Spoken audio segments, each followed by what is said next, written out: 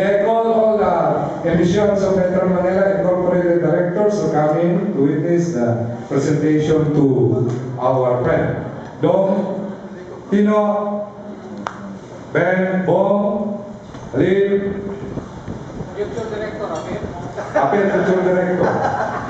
Alright. Okay, are you ready? Hello, everyone. Maiksi lang ito, ha? What you want? This is a very brief.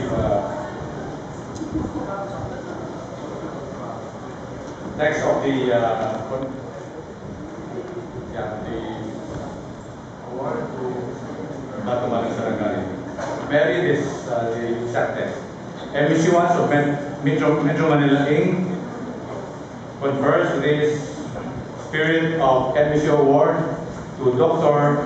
Dato' Manong A. Sarangani in gratitude to his unwavering commitment to the vision and mission of Mindanao State University in Marawi City, Philippines, and in recognition of his pioneering spirit and resolve to persevere in the face of hardships that epitome what is best of an MSUan, a readiness to accept new challenges, a strong will to survive, and an uncommon tenacity to prevail. Given this 11th day of September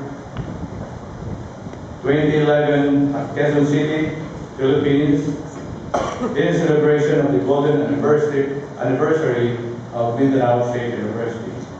Roberto Neri Lim, President, Lumas Vicerio, Vice President.